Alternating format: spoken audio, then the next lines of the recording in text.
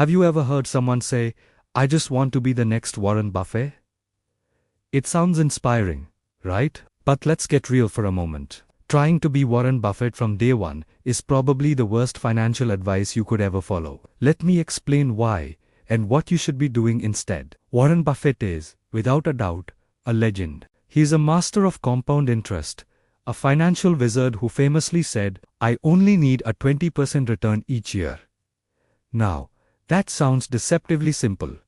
A 20% return. Many people chase much higher numbers. But here, the secret sauce, you're missing.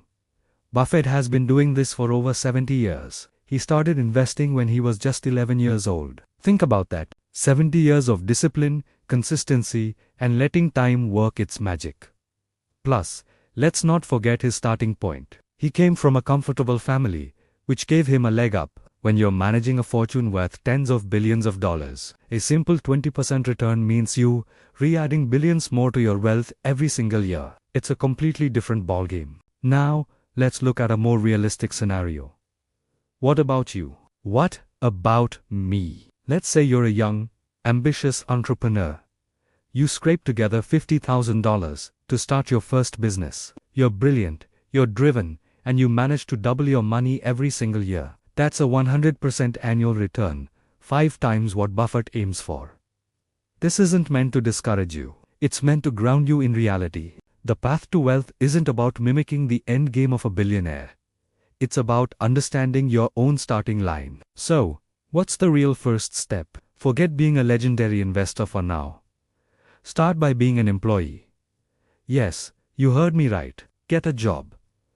But don't just be any employee. Aim to be the absolute best in your field. Whether you're a marketer, a software engineer, a salesperson, or a barista, pour your energy into mastering your craft.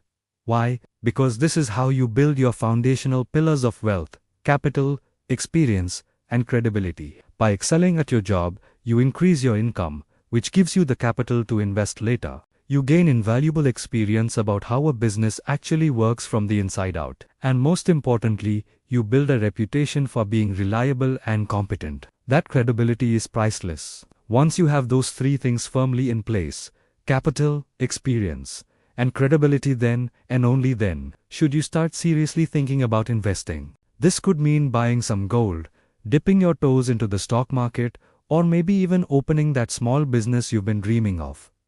And here's where things get interesting. You might want to accelerate your growth using financial leverage. This could mean borrowing money from your parents or getting a loan from a bank. But here's the crucial rule. You only do this after you've earned their trust.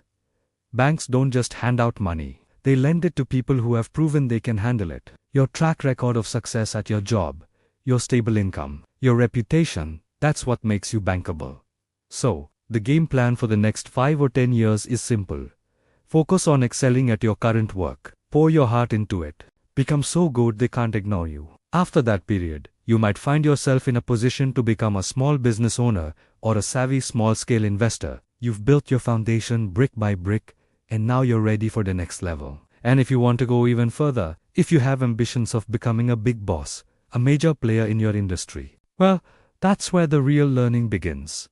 This is the part no one can truly teach you in a classroom or a seminar. You have to learn on your own, through trial and error, through real-world hands-on experience. You have to be willing to get your hands dirty, to make mistakes, and to learn from them. It's also important to keep perspective. We hear all these buzzwords like the cash flow quadrant or compound interest, and we are told they are the golden tickets to financial freedom. And they are powerful tools, no doubt. But they are just that. Tools. They are not the ultimate path to happiness. You can have a fulfilling, happy life working for someone else. You can live comfortably, provide for your family, and enjoy your time without the crushing weight of responsibility that comes with being a business owner. You don't have to carry the stress of making payroll for dozens of employees, or live with the constant fear that one bad decision could make you lose everything overnight. There is honor and happiness in many different paths. Let's go back to Buffett for a final lesson. He is famous for his 2 rules of investing. Rule number 1, never lose money. Rule number 2, never forget rule number 1. His entire philosophy is built on safety and capital preservation. He understands that protecting what you have is far more important than chasing risky high-flying returns. This is why he famously avoided investing in things like Bitcoin. It's not that he couldn't understand it, it's that he recognized its speculative nature. He knows that with the promise of extremely high returns always comes the shadow of extremely high risk. He'd rather have a slow, steady, and certain gain than gamble on a potential moonshot that could just as easily crash and burn. So, here's the main takeaway. Every journey to building wealth, big or small, requires 3 essential ingredients: time, discipline, and real-world experience. Stop chasing quick profits and start chasing real value. Focus on becoming valuable yourself. Build your skills, your reputation, and your savings. In time, money and opportunities will naturally find their way to you. Thank you so much for watching. I hope this gave you a more realistic and actionable perspective on building your financial future. If you found this helpful, please hit that like button, subscribe to the channel, and ring the bell so you don't miss our next video. We'd love to have you as part of our community. See you in the next one.